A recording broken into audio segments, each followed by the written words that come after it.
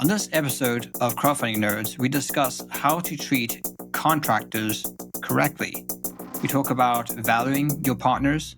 We talk about setting clear expectations, paying on time, and many more other features. Hope you get a lot out of this. Let's do it. Game begin. Let's go. Go back to the shadow. You shall not fail. Crowdfunding Nerds. Amazing. Hey everybody, welcome to another awesome episode of Crowdfunding Nerds. I'm your host, Andrew Lowen, and I am joined as always by Sean, and only Sean. This is my Battletech Mad Cat, if you're watching on YouTube. So on this episode, we wanted to talk about, random, right?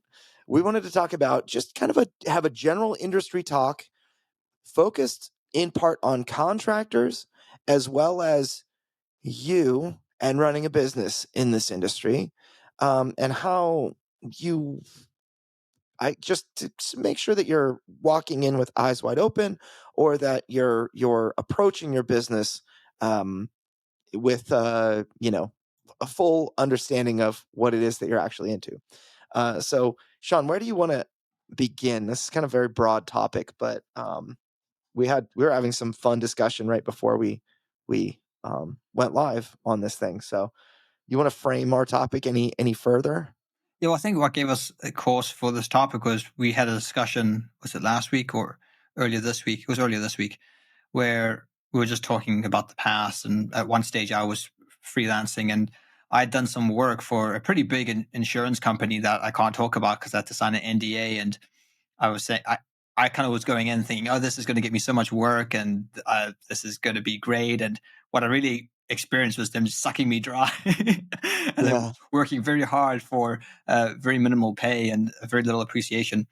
And so the idea of treating contractors right kind of came to our mind. And then you start discussing of some things that you do with your contractors. So it would probably be worth discussing this. And because if you're going to build a business, you want longevity, you want relationships with people you can trust. And there's certain ways you treat people that I think go outside the sort of binary of I give you money, you give me thing. You've got to kind of like expand your approach to business and treating people if you want to really have something that is sustainable and actually grows.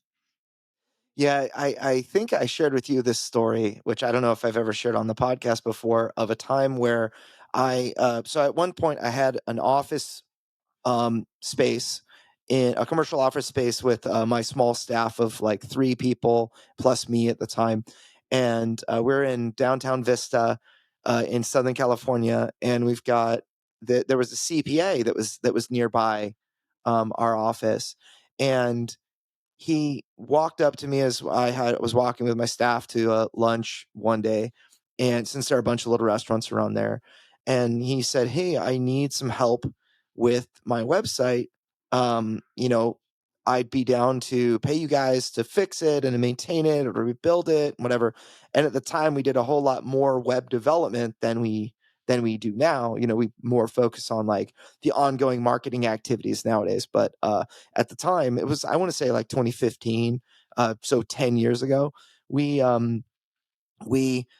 sat in this guy's office. So we set up a meeting and he, invited us into his office, which I can see from the side of the street. So every time I walked by it from this point on, I just remember how miserable this was. But he had a check for like $2,000. It was like $1,700 or something that we quoted him. We gave him an agreement. We said, "Hey, we'll fix it for this much," and whatever. And he wrote a check and signed it, and it was sitting in front of him on his desk. And he was like, "Okay, so before I get you guys paid, I just want to make sure that you actually have the capability to do this work," and we're like, "Okay, no problem." And I have my web developer with me right there. And his name is Blake, and he was super skilled. And the guy was like, "I just want to test your programming kung fu," and we're like, "All right." So we went in there and, he opened up the back end of his WordPress website for us. And he had this one problem. He couldn't upload. He couldn't like do something that should be standard in WordPress, but because his WordPress theme was weird, he couldn't do this normal thing. And Blake fixed it like right in front of him. He went into the code, found out what was wrong, edited the file right in front of him, and then it worked. And the guy was like, wow, that's really good. And over the course of this 5-hour meeting, he slid the check toward us with his hand, and then he kept his hand on it. And as we were talking to him, he would actually slide the check back. When it was so funny, it was like this, not even like it didn't feel like he was doing that on purpose for like a power play. He was like, in his mind, it was like Inside Out, the Disney movie, or the Pixar movie, where he was just in his head thinking, do I want to pay them? I don't know if I should pay them because I'm not going to get everything I want. And then, okay, yeah, it sounds like I'm going to get everything I want. And then, wait, I have one question. And he would pull the check back. And it was like, it was a 5-hour meeting that both of us were at for the entire time. And we ended up not getting that job. And it was so frustrating, beyond frustrating, that we spent 10 working hours with a guy, fixed some stuff for him, and then he Still didn't. didn't give you the gig. Right, yeah. It's like something And- you see from The Office, like the, Right, the TV right. show. Yeah, and the person, I knew that he was in a position, he made lots and lots of money. So it was not a matter of like, I don't know if I have enough in the bank account to sustain myself. This guy was a CPA and invested into businesses. He owned like all sorts of different, businesses and property and whatever. And so it was just a matter of like value to him. It's like I heard this other analogy that's like, you'll negotiate with like a tailor for better prices on your $50 hem, or maybe at the farmer's market you'll argue with the farmer over $8 worth of eggs, which is actually only like 1 dozen now in the United States, which is kind of crazy. But you'll argue for 50 cents off, but then people with money will oftentimes do that. They'll negotiate. They want to negotiate. They like that. They want to get the best deal, that kind of thing. But then they'll go to a restaurant and tip, $50 extra, just because, out of the goodness of their heart. And so they, or whatever. Right. And so I just find sometimes people have this mentality where they actually end up kind of abusing certain people that are most vulnerable, and they end up, I mean, I'm not saying that, servers, I love giving good tips to servers, but because it just like they need that money. But I don't know, think about just as things go higher tier of expenses and value and class, we'll say, when you start paying people for services that are in the bourgeoisie class or the upper class, money starts to become less of a negotiating tool and more of like a I don't know, an incentive tool. And so rather than like holding back, you tend to give more to people who have more. And it's kind of opposite from what it should be, probably, right? Like you shouldn't negotiate over 50 cents off a, dozen eggs. And so anyway, I felt totally used. And we at the time were, every month to month, we're struggling for our bread every single month, trying to hustle to get every bit of effectiveness we could out of our services for our existing clients. But we also had to work hard to get clients every single month. Otherwise we were, not going to be able to maintain our staffing level and all that. And so, life is different as a business owner when you have people that are depending on you, for their paychecks. Like I've gone months without paychecks and things to just make sure that my staff could get paid. And there have been some scary times where I've, especially when I created the first Deliverance game, like I maxed out my home equity line of credit. I remember, it was about $48,000 in credit that was on my home equity line. And I want to say around 30,000 of that was Deliverance, and about 18,000 of that was our company, was like Next Level Web. We went through a couple of hard months and I had to draw from somewhere. So I put myself further into debt. And, because I needed to make sure my staff was paid and that we could make it through the hard times and all.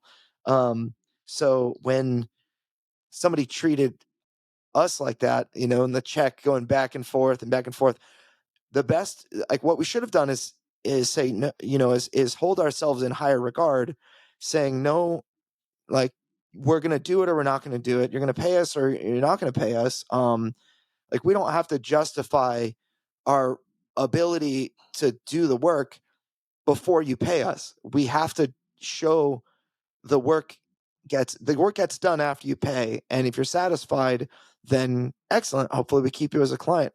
And if we weren't capable of doing it, then you should obviously have never hired us in the first place. But there are more ways to figure out if we're capable, such as other work that we've done or client testimonials, or calling a client and asking them, did they do this for you? And we really kind of lowered ourselves down to this point where the guy was able to abuse us because we let him abuse us. It's kind of what happened. And it's weird, I to this day I hear people saying things like, oh, if you do a good job with this one, like there's much more to come. And that's not necessarily a negative thing in and of itself, like, but it actually, But it's used like leverage. yeah, almost every time I've ever heard that, I have been disappointed in that person. Mm-hmm. It's like Yeah. it's no longer a motivating factor that if I do well on the first project, they're going to give me more work. That it's not that I don't want to do well on the first project, but more work is not the motivating factor to me. Exceeding expectations and excelling in the work that I'm given, that's the motivating factor for me, because then if they're delighted, I get referrals, we get additional work from that client and whatnot. If we overperform and do a really great job, that means they make more money. And so it's it's a weird game. Sometimes people play and don't even realize they're playing it. Yeah. Tell me more about that insurance thing. I want to. It was at a time where I really needed some work, and this opportunity came by, and I moved mountains to do it because it was one of these things where it needed to be done quickly and professionally. So I had to move things around, and I think I pulled like an all nighter to like get the work done for them. It was a lot of animation for a big insurance company, and it was just like, okay, thanks, and then like, here's the crumbs, and yeah, we might use you again. It's just like, even though they were singing my praises beforehand and they made me feel so welcome and stuff. So, but I often feel like those things are uh, good because you don't want to work with people like that.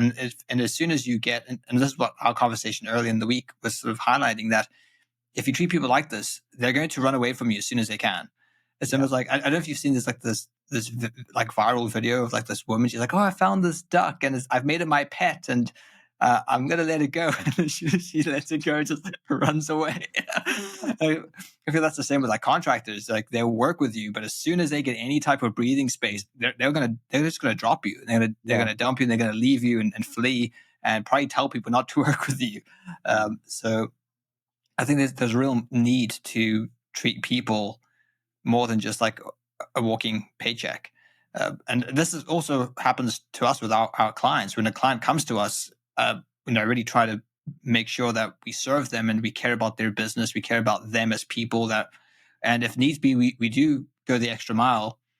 And it's not, and sometimes we have to charge more depending on what it is. But like, for an example today is we had a client that I was in a call with, and we've been working with them for about 6 months, and they're just saying how they've got someone new on to their team that they're going to try to train up to manage the ad account and kind of do other marketing initiatives. And like, I just offered that we've done a Kickstarter course for Facebook ads, how to run your Facebook ads, how to set up your funnel.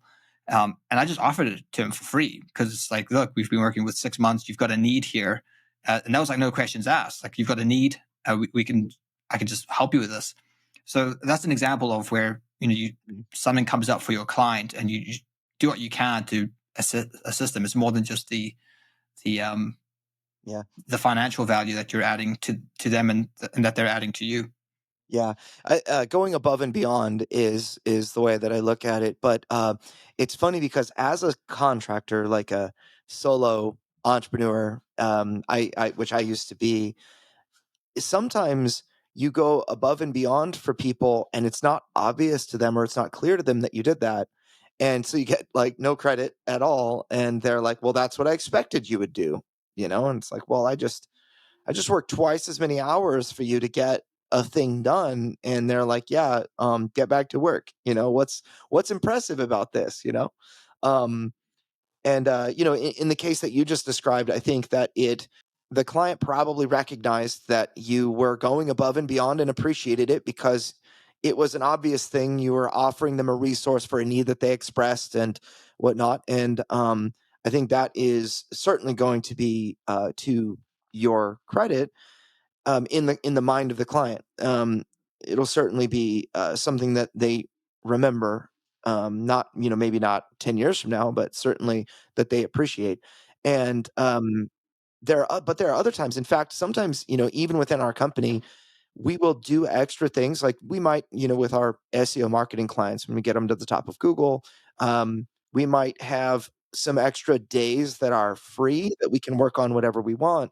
And so I'll direct Richard to work on particular clients if they had a particular need, or other things like that. And they'll have no idea if I just don't tell them. And then if let's say a month later, they're like, call me and they're like, hey, I need this work done.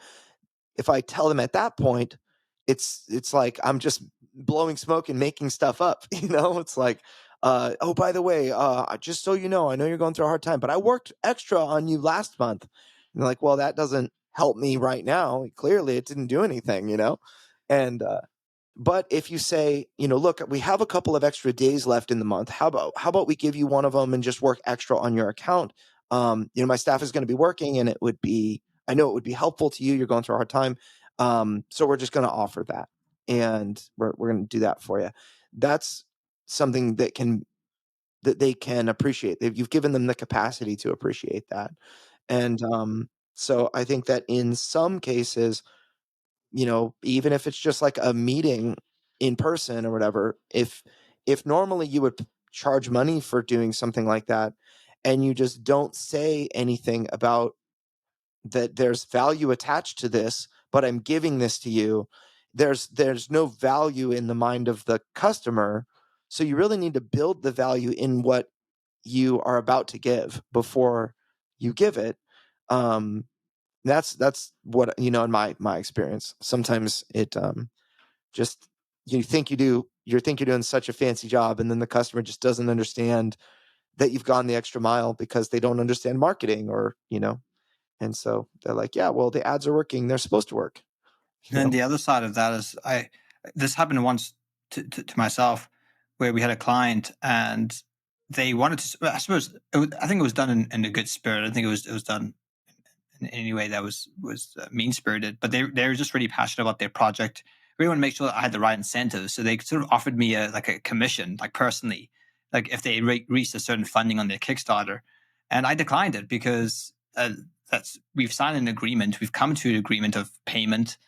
And for me to take extra payments, assuming I could get different results, it was really saying that I can't. I'm not really promising upon the original agreement that we have. It's almost like saying we signed an agreement, but if you pay me more, then that's when you really unlock my work. We're like, no. Like I'm going to work. We've agreed. I'm going to work for you. I'm going to work as hard as I can for you. I'm going to do all that I can. By you adding more, is not really going to increase the results. Like we've really come to an agreement. So I decline that. But I think people can have that mentality. If I just throw more money, I can get better results, so I can make them work harder. It's like, that's a really bad relationship to be in. If they only work for me by how much like, if I throw more money at them, I get better work. And there's an element of that, right? Because we have time, and we're running a business, not a charity. But that can also be a really bad culture where I'm not going to lift my finger unless you throw money at me. You get people like this. They're not team players. It's like, that's not in my job description. It's like, yeah, well, it needs to be done, and we're running a business here. So Yeah, exactly. It's I think that a lot of the time when clients have offered me extra incentives, it's been I don't want to say there's no maliciousness involved. Oftentimes it would be less experienced clients, maybe first time game designers or other people that have a real passion project and just want to do the very best that they can, trying to offer you a kindness, and you may end up they just don't understand all of the all of the angles, to that they're offering you extra money to incentivize you just to do a great job because they're excited if they get to raise a certain amount of money, they get to give back. In fact, it's even something that I considered with our Kickstarter. If we raise above a certain amount of money, then maybe I'll give a bonus to my contractors. I actually thought about that too. And I think that there is a place for doing something like that, but ended up deciding against it because there are so many other great ways that I could use that money. And one of them being keeping the contractors employed. If you give a contractor, I don't know, $1,000 or $2,000, but you're not able to keep them working continuously, it doesn't in the end help very much unless it was a short-term job. The contractor gets to move on to something else that's paid work and all of that. So what I decided for me is I would rather give my contractors a longer tail. And what I mean by that is a longer amount of time that I'm capable of paying them for work. So that I call it runway or a longer tail. So we have more runway to get the next Kickstarter off the ground, before we run into a lack of money. So that type of thing, I think, is often, especially with a contractor, like a guarantee of stability or the promise of stability is like peace of mind, and it's worth more oftentimes than just the price on a contract. So Yeah, or you could do it after the fact. So you just decide, hey, to the certain contractor, you did a really great job here, and I just want to acknowledge that and give you a gift. And that would probably have more of an impact. Where, because if it's kind of like predetermined, or when you're doing it beforehand, it's like, well, you're just fulfilling your obligation. But if yeah, it's after the fact and it's optional, I think that speaks far more to someone's character, yeah, and their genuine interest in someone. And they probably would appreciate it more because you didn't have to. You kind of went out of the way to acknowledge someone's performance. And then I think it also motivates that contractor to always work at a efficiency, mhm, because you never know what's going to happen.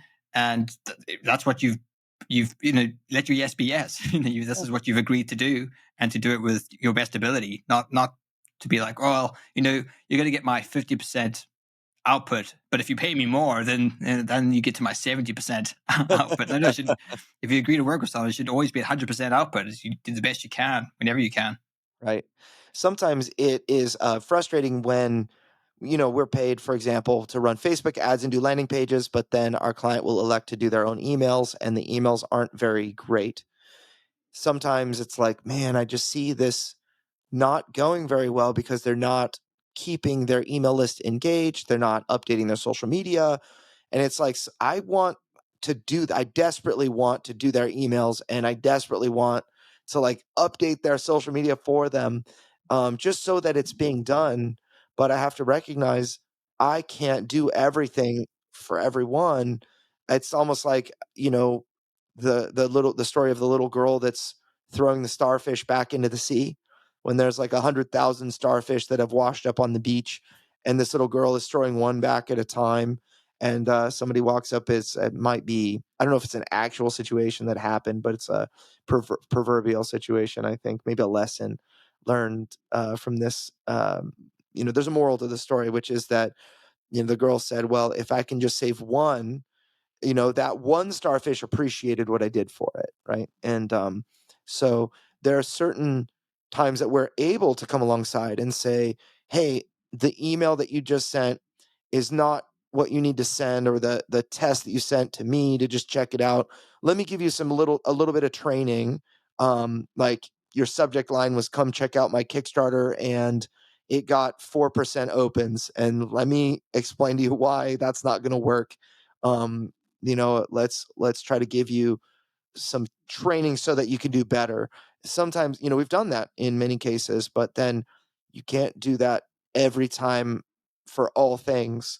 You just have to, at a certain point, say, I have to focus on marketing or whatever, and I can't also manage their finances or run their emails for them because I'm not being, it's in I guess the most cynical way, it's like saying that's not my job description, but it's more than that.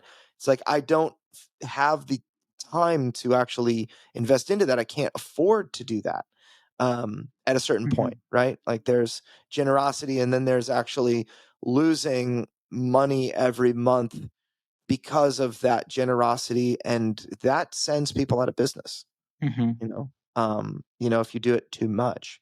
I know, because this is why we have the podcast, and it's a phenomenal resource for our, customers and clients, but also for ourselves, because there's been so many times where I've had a question, and I was actually just telling Ryan this. He's in our team. He processes a lot of leads that come into us, and a lot of people have the same questions.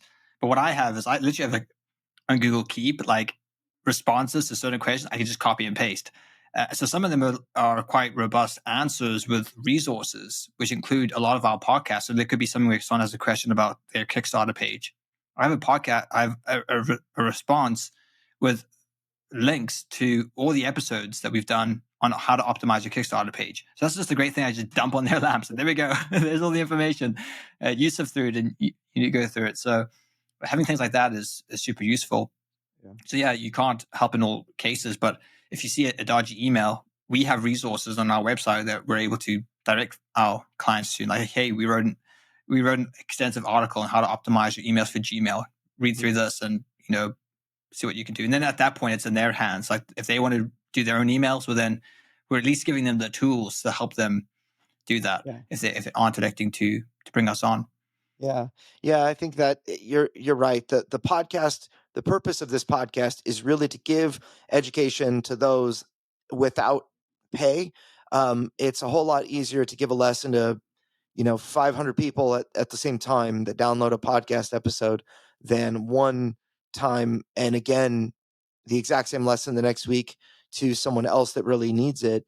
But to just be able to send a resource or send resources to folks has helped so much. Just feel like we're able to actually do more than just say, oh well, that's not my problem, or whatever. And actually that's one of the reasons we've got we're developing several courses on the subject of, so we've done a course on Facebook ads for Kickstarter, which is what we do as a profession. That's what is that at least a third of our company's income is running Facebook ads for crowdfunding campaigns and other things like that. And we have a course on how to manage that yourself for, it's a $600 course, and every once in a while we do like a killer discount on it. And it's in fact, I think we have a discount now, which is like a $300 off for that course if you use the podcast 2024 or something like that. But don't get it yet, because if you're listening to this, we actually have a bundle of courses coming where all of them are going to be at like a screaming discount, probably like in February at some point, which we can talk about. But the whole point is that we want to give resources to people that they can buy that are professional training, that really give away all the secrets, that don't hold anything back, and don't cost as much as hiring us for, 3-4 months of work. And, if you have the time and you're willing to invest the time, then you should be able to save money in what it is that you're doing. But the problem is that people lack expertise. So when they lack expertise, they're not able to be very efficient with their money. And a lot of the time it ends up being a big waste of spend on Facebook. Or they spend money and they have no idea how well it performed. Or they don't even track how many emails they got, or they didn't even ask for emails when they spent on ads. And so we have these courses that are really designed to solve 3 problems for people. One is how to run your own Facebook ads. We've got, and then we've got 2 more that we've developed, or that we're in the process of developing, which is one right now that we're doing is email marketing and how to do email marketing right. how to write good subject lines, what type of content to include in your monthly newsletter, what frequency to send emails when, and like basics of email automation and segmentation and all this great stuff that I think will take your email marketing skill to the next level, help you build a long-term rapport with clients and real like long-term lasting value with your email list without hiring us. So it's something that I believe by giving people that education, we're going to we do give, just straight up give people everything that they need. But then when they get busy, what happens is they hire us to do those things. Like a certain percentage of those people that even buy the course or whatever, like when they know how to do it, they do it for a project and it was successful. The next time that they have a bigger budget, oftentimes they come to us and they say, I appreciated your knowledge. I don't have time to do this anymore, but I know you guys know how to do it because you trained me. So I'm just going to pay you guys to take care of this. And so that's the type of thing I think is, it feels really good. But then we have a final course on designing a great Kickstarter or GameFound story page. It's like the scrolling page that shows all the information during your live crowdfunding campaign. How to design a page that converts prospective backers into backers. So the elements that need to be there and so on, right? Yeah, and part of creating these courses as well is scale. We get so many people banging on our door, and the reality is we can't serve everyone. We have to turn quite a few people down. But by having a resource like this, that hey, we can't take you on at the moment, but everything that we do is outlined in these courses. You can jump on this. There's another way for us to sort of scale and help people that come to us for assistance. Mm-hmm. And some people just don't have the budget either. So having a cheaper option to get the same information, but at a lower price where they've got to do a bit of work themselves is something I'm glad that we can pass on to folks. So we've spoken a lot right now about how not to treat contractors. Maybe we should talk a little bit about how you should treat them. So Andrew, would you like to give some examples of how you treat your many contractors? Because you obviously have people that you've worked with in many different industries. You've hired artists, you've hired game designers, you've done quite different things with deliverance, but then also with a marketing agency. So if you want to just speak into that. Sure. Yeah. So the first thing I think that is helpful, and this is kind of like harkening back to the concept of courses, or more like the concept of education, the more that you understand about a particular thing, the better you're able to direct people, that are professionals in that space. So you might not be as capable of a marketer as Sean, for example, but you know enough to be dangerous. That is really going to help you in a relationship where you hire us and Sean is working with you. You're going to be able to know, you're going to be able to understand what he's talking about. You're going to be able to go to a deeper level. You're going to be able to ask questions to help you do a better job on your end. You're going to be able to see if the performance is good or bad, if his work is quality, or if he's being lazy, or all of those things. And I think a lack of education sometimes in marketing, if we're talking about ourselves getting hired, when a client doesn't have expertise in marketing, sometimes that can manifest as, I don't understand what I'm doing, I'm just going to let you guys handle it, and that's okay. Other times it can manifest as mistrust. So they're like, how do I know? I need to like keep my thumb on you guys to make sure that you're working hard. And how many hours did you work for me this week? And like, what specifically was done? Give me an itemized list. And which we've had people ask for things like that before. And those types of things actually begin to place burdens on us, as which we have safeguards in place that we're happy to do stuff like that. It's just going to cost you more money. We'll do that work. We'll have meetings with you and other things like that. But those things cost a little bit extra, unless, when, I don't, like, for example, when we're working with larger companies, they will need things like that. They will need an itemized spend of ad spend. Like, where did the ad spend go? and what were the results for the ad spend. If it's an e-commerce client, they need to understand things like that. And so we have, extra, what we call enhanced reporting services in place for people like that, so that they can get what they need. But a lot of the time, when people don't need those services, they ask for them because of their lack of understanding. So I think that getting a little bit of knowledge, getting educated on a podcast like this one, will help you do a better job for your contractors, because you'll understand what sort of things you can expect from them, what things you should expect from them, so that The value of their work. yeah, absolutely. And certain things like, working with a graphic designer on Deliverance. Like, I know that great graphic design takes work on my end to make sure that the actual gameplay and the mechanics of what it is that I'm asking for are going to be easily understood by a player. When the professional designer, like the graphic designer, gets his hands on my cheap note card drawings, he's going to be, or my Photoshop drawing or MS Paint drawings, he's going to be able to understand. Or sometimes I literally screen cap on my phone and then edit and use, like, just start drawing with my Right. finger on a picture. Those types of things, the graphic artist, with direction, can make something incredible that really works well with, like, that your players understand and all of that. But without direction, a lot of the time they're like, okay, tell me what you need me to do. And you're like, all right, I need you to make me a card frame for this poker sized card, and it's got resources on it, it's got text on it.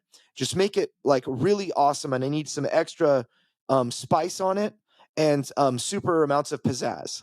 It's like, I don't understand what any of that means. Like, is this a space themed game? Like, I how do know your when to see players it. use this card? Right. So, so being able to give direction is very, very important. So learning a little bit about what makes good graphic design is very useful. And in fact, I'll recommend Extra Credits, which is a YouTube series that goes over concepts for primarily for video games, but also they translate one-to-one almost for board games. So any tabletop game experience, it's all about, like, how there are a lot of different Extra Credits episodes about how the customer or the player perceives what it is they're looking at. So that's one place that you can go for knowledge on things like graphic design. But it is always helpful to have understanding of what it is that your contractor's doing, even if you can't actually do it. Like, I don't have any any illustration skill at all. I mean, I'm kind of terrible. I draw Dragon Ball Z stuff pretty well.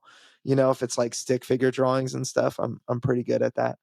But that's where my limitation ends. And I work with all sorts of artists and things all the time in, for next level web clients and crowdfunding nerds clients. So you have any thoughts on that? Yeah, well, in terms of this concept of how to treat your contractors right, I think the first thing you have to do is set clear expectations. This is where a proposal, like an agreement of some sort, whether it's verbal or you actually write something down, is super important, because you have to set the boundaries of your work, the limits of your work, and that really then determines the amount of effort and attention something needs, and how much pay that you need to request, or that the contractor will need to request. So having really clear expectations is super important. In fact, this is really what Ryan's job is to do before anyone even signs with us. His whole job really is to do just that: set client expectations, so people know what services we provide, what services we don't provide, what's our track record, answering any questions or objections folks might have, and then signing a contract, and then basically handing things over to us to do the work. So that can really become a full-time job, and it is. So I think that's the first link in having like really robust relationships with contractors, is setting clear expectations through proposals that you write. Yeah. I'll say we have in the past we had problems with some clients wouldn't get the memo about how we report. And so that people listening understand, like, the way that we typically do reporting at, like, our most basic level, And actually, let me back up further. The reporting takes a lot of work, a lot of time, effort, and energy to report on the stuff that you've done. So you have to actively track, you have to compose it into an email or some other format and then send it out. That's why a lot of systems exist for, web development or marketing companies that automatically track and deliver cute looking charts and graphs with green arrows pointing upward to make you look good. But it's not really discernible information. Like it's just lots of data spit out in a pretty way. It doesn't. And usually you have to pay through your nose to access those types of Yes. systems. Oh yeah, definitely. And so what we've found over the course of time is our clients, they want two things. They want communication and then they want results. The results, if they are, if somebody wasn't getting any phone calls, like a service-based business wasn't getting any phone calls, and then now after 6 months of work, they're getting a ton of phone calls, and the only thing they did was hire us and pay us for 6 months. It's easy for a small service business owner to see that the stuff is working. That's very important. But in between month 1 and month 6, it takes you have to communicate. In month 1, when they hire you and they sign the contract, you have a high amount of trust. They have a high amount of trust for you because most of the time they don't understand this industry that well, and they're relying on your understanding of your profession, right? If they're a roofer, they like to swing a hammer. They don't want to get on the internet and get their website to the top of Google or run ads on Facebook or whatever for their business. And so they're trusting you. But in the meantime, you have to give them some sort of information that shows that you're working, not that the results are amazing, but that the process of, like building a house, for example, it's really easy to see. The foundation goes in, you can visually see a concrete slab on the earth that is in the shape of the foundation of their house. Then when you build the wood frame, there you go. And then the bricks or whatever, one brick at a time for a retaining wall, you get to see the bricks going in. You get to see the guy slapping the mortar on the brick and then putting it in place and whatnot. But with our business, you can't see stuff like that. So an accounting of the work that was performed is very important for just to make sure that you take a client from the time they sign the document to the time that they get results and are happy that they paid you the money. You need to show them the work. And so the way that we do that, we try to minimize the amount of reporting that we actually do, which is the way that we do that with like Facebook ads and like, tabletop game clients or crowdfunding clients, stuff like that. We work inside their accounts. So like we'll get access to their Facebook ads account. We'll help them create their account so that they own their account. And then we just get access to it. And it's their property. And so whenever we work in there and whenever we make changes or updates or they get results, they can actually log into their account and see that happening like in real time. They can see we made another ad. If they were paying attention, they could see, how many ads we made at what times. They could see what the dollar cost it was for getting an email address or selling a product and that kind of thing. And that really kind of takes the burden off of us as far as reporting the specifics of what we did. Like, oh, I created a retargeting campaign. I used these 3 ads. I targeted these groups of people. They don't have to, they could look at all that stuff, but they just see like, oh, I'm making, I sold a $50 product for $5. That's very effective use of that money. So it can really bog us down if we have to do that reporting. But so that's those are some of the ways that we really try to kind of keep people informed and at the same time focus the lion's share of our time on actual result producing activities for the clients. So I think that's really where you want to encourage your contractor to spend the most amount of time doing result producing activities. Not, I mean, I don't think I think that there is a place for record keeping, but I think that minimizing the record keeping is of best value. And I've even found that I don't really care if somebody bills me on an hourly basis or a contract basis that's like, hey, I cost $5,000 I'm going to charge you half up front and the half when the project's done. Like, I don't mind either one of those things. I think actually the latter, where people charge you half up front and the half when it's, finished, that can be a dangerous bargain if the number is high enough. Like if $5,000 is a lot of money to you, then I would be very concerned to give 2,500 of it away in like a moment because you just heard a guy was being, is good at what he does, unless he has a strong track record and all that. So I do encourage caution, but hourly work there's also like the concern that like, hey, I don't know how much actual output's going to happen for those hours. I know you're going to charge me 10 hours or whatever for, a week, but how much output is going to actually come out of that? And it's $60 an hour, it's $100 an hour, whatever it is. It's like that starts to get kind of scary where it almost feels like to someone Never-ending they're writing hole. you a blank check, Yeah. And And then I but think I the actually problem find the problem Oh, with go ahead. hourly stuff, the disadvantage of hourly is that it doesn't really incentivize people to get work done quickly or optimize processes. If you've got a flat fee, then the longer it takes, the more money you're burning, essentially. So it kind of incentivizes contractors to work efficiently and do what they say on time. Well, if it's hourly, then I could just add an extra hour here or add an extra hour there. So that's the disadvantage of hourly pay. But you've had different experiences, have you? Yeah. Well, I mean, what you described is like the entirety of the 40-hour work week that exists in corporate America and elsewhere, right? It's like we're not necessarily incentivized for productivity.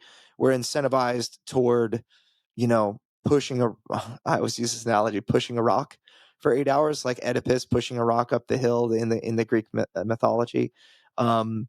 He just constantly pushes that rock and he does work, but then at the end, it rolls back down the hill and he has to push it again. So what I encourage is I want efficiency from my contractors. I want them to take ownership in what it is they're doing. Like, this is going to be good because you put the time in, you put the mental thought in and whatnot. And whatever I'm asking for, if it's an art piece or if it's like a landing page that needs to get designed, even though we don't have contractors doing landing pages anymore, everyone's kind of an internal staff member, or whatever it happens to be.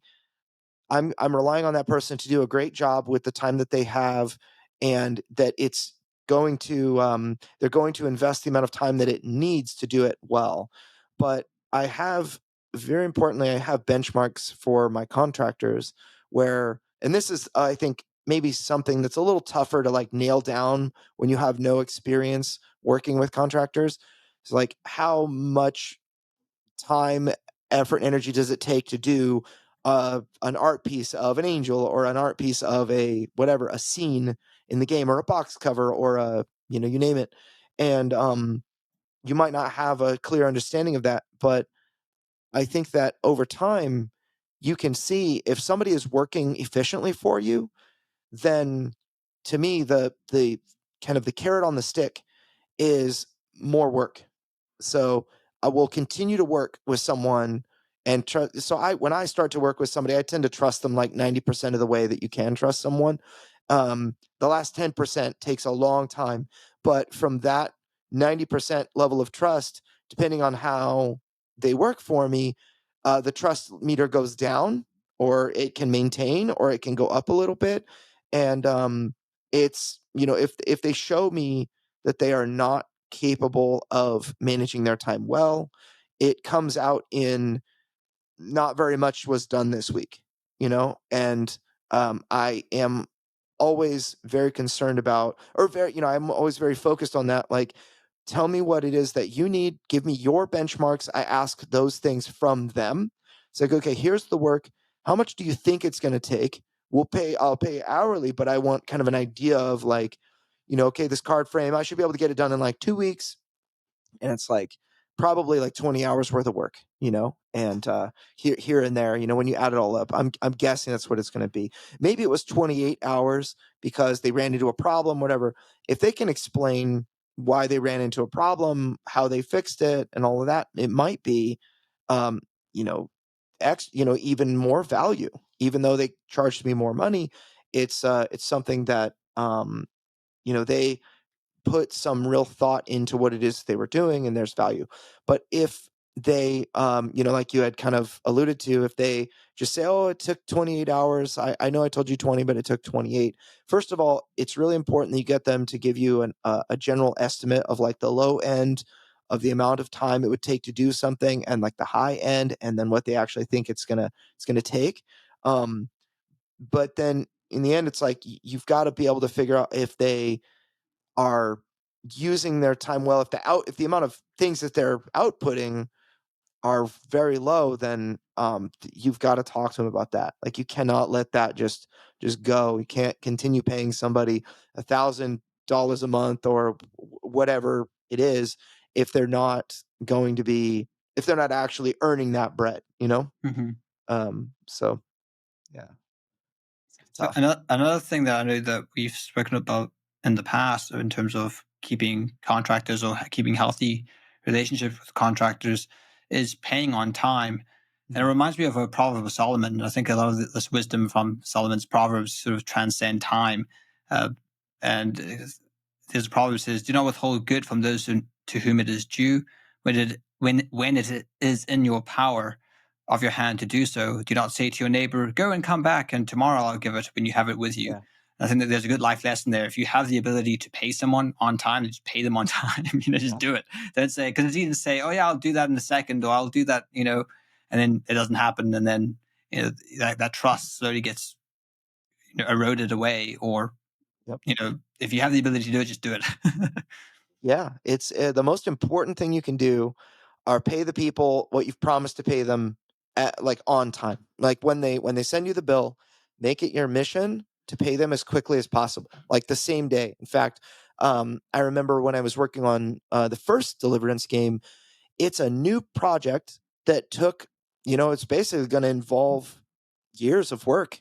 And so if I established a relationship with an artist, for example, my artist, and I constantly paid him a week late, then he's not going to really be interested in continuing that work for a long period of time, if I'm not paying him on time. But if I'm paying him on time, and this is actually something that really did happen with Deliverance, they're willing to work for over time, like lower rates than, and put forth greater output for the same number of hours is kind of what ends up happening. And they don't ask for pay increases or anything like that, because you pay on time. Their needs are met. You're not giving them the runaround. They're never late on their rent or their electric bill or their internet bill, because you paid on time. That's the one thing that they can count on, is that you pay on time. It is such a big deal. It is a mark of disrespect, in my opinion, to not pay a contractor the money they're owed, like as soon as they send you the invoice.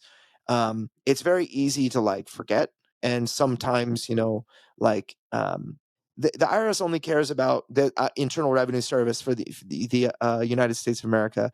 They only care that you're paying taxes on people that live in the United States. Anybody that lives outside the U.S., they don't care at all about the taxes and whatever. It's in the power of my hand to withhold payment for like 2 weeks. I could probably like finagle excuses and get away with that, and then you're gonna have to dip into savings and do whatever. It's something that has like significant consequences for people if you don't pay on time. So, and it's the mark of a good. And I even know other like general contractors and other people in the service based businesses, especially trades, like contracting for painting and whatever. If their vendors don't get paid on time, their vendors don't stick around. They will leave, and good vendors will leave, and shady vendors are the people that they'll work with. And so I find that's a just a dangerous precedent to set for your company. It's very easy to be penny wise and pound foolish, as the adage goes. Some of our clients are very good at this. Sometimes we might forget to send an invoice, or it takes a couple of days for us to process their services and send them the invoice, and they'll be knocking down our door. Hey, I need to pay you. Let me pay you. Like, oh yes, okay. Better jump on this. So some of them are quite good at. They understand this concept that if you've done work, that you need to be paid, and they can remind us, which is always good to see. Like working with folks like that. Yeah. Is there anything else that you want to cover, Andrew, in terms of tips that you could give people and how to work with contractors? I suppose a lot of it can seem like common sense, like just treat people right and do what you say. And, but is there anything else that you might be able to think of? Well, there's this kind of an interesting case study of Ant Lab Games, right? So Sure. Ant Lab Games is Francis and Anthony of Ant Lab Games recently announced that they were stepping out of the board game content creation sphere and just kind of generally stepping out of like the video production stuff. I know that Francis is she does photography and other things like that. And so she's like video editing, photography, videography. She does like weddings and other things too. That she has like a full-time job, and so does Anthony, and they do this on the side. One of the things they worked for me, so they did our official how to play video for Deliverance, the first one. They reviewed Deliverance on their channel, but most recently I paid them for like scenes, like scenes in our Kickstarter video. And so I was one of the last people to use them for professional services. I must have been, and they might still work with me again. Francis did say that she's still doing photography, so she might be able to do videography. Yeah, but it's I think certain parts of what it is they did, they caused them like to not enjoy playing games. Like there are a lot of games that they wanted to play that I think because of their commitments that they made to really just kind of keep their channel running. You need new content to and that is paid for or sponsored, right? To continue running that as a business. It just kind of took the soul out of what it is that they were doing. And so it might be worthwhile to spend a few minutes on that. Like with a contractor, you can take the soul out of the contractor if you don't pay them, of course. But if you make work hard, if you demand extra reporting and other things like that, you can really kind of take the wind out of the sails of the contractor. And so what I would recommend is like ask them for what expectations should I have when working with you, and try to understand, like you brought up the contract earlier. That's a really, really important thing to have, but also I need it to be explained. Like when I write, in fact, our contracts are just, they're representative of everything we discussed. Any line in that contract should have been explained to you already. So there should be no surprises at all when you read, any line in the agreement. And we're going to do what we say we're going to do. What we told you we're going to do is what the contract is like, and the reporting and how we do that and other things like that. I think it's that's how we try to kind of manage. We begin to manage expectations that way. But for me, the spirit of the agreement is a very important concept, because if you're not willing to honor the guys or the contractor's understanding of what it is that you said you were going to do, or if you're a contractor and you're working with someone that's like, oh yeah, I didn't understand what this meant in the agreement, but I don't want to pay for that. It's you should really seek to honor the spirit of the agreement that you had with your contractor. So like one example, we had one of our contractors that works regularly on Deliverance was they said, I want to have an increase in my hourly rate, but I'll do it after the first Deliverance game is over and wrapped up. And now on the second Deliverance game, I want to earn a higher hourly rate, like a significantly higher hourly rate. And it was like 50% higher. And, they've done such great work. I want to continue working with them. They've become so efficient in their work that it's the effective hours that I'm getting are like 50% higher as well. So I was okay with that. And so the there came this time, I remember, when we were working on punch boards, like the punch boards for the original Deliverance game, and we just needed to like redo the they're like 17 millimeter circular tokens. You put 10 on a line and then you put 10 on the next line, but in order to make the punch board smaller, you kind of zigzag the punch board, the circular tokens, and so you can get more on a smaller sheet of a punch board. And there was like a change that I needed. Like after the Deliverance project was kind of quote unquote wrapped up, there was something that I needed from him for this Deliverance, to like actually get to get the right file in the right shape to the manufacturer.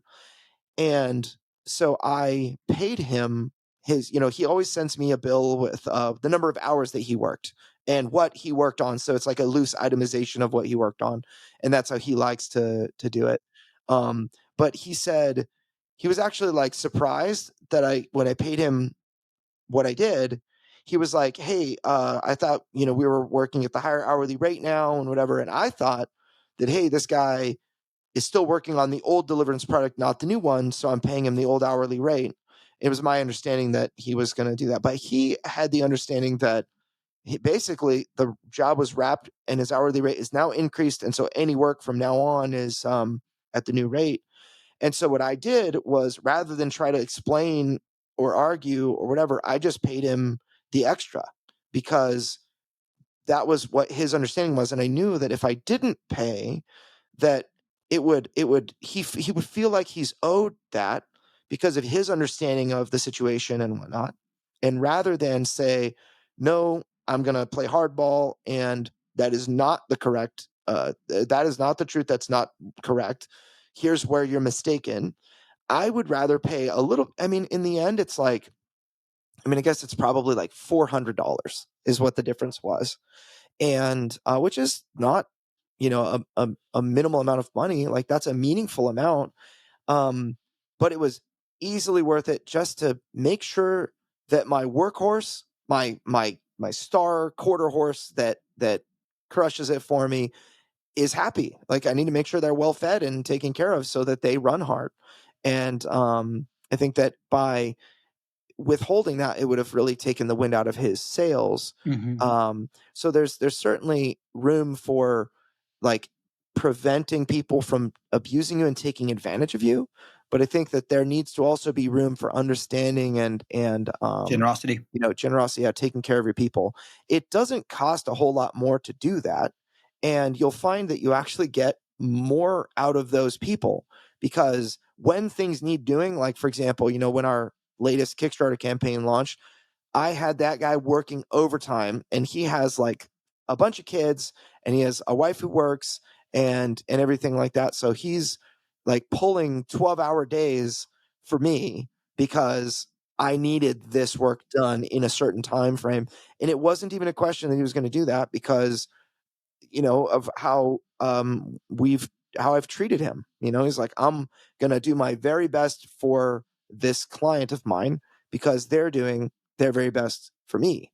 And so that's, I think, probably the best way to maintain long-term relationships with contractors. So there you go. There we go.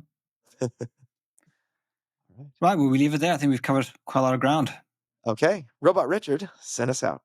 Well, that's all the time we have for this week's episode of Crowdfunding Nerds. For more resources, articles, and to listen to past podcasts, please visit us at crowdfundingnerds.com.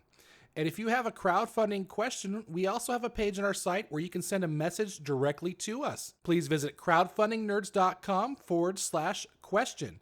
And if your question is a great question, we may include it in a future podcast. Thank you all again for listening to this week's episode, and we'll see you next week. Stay nerdy.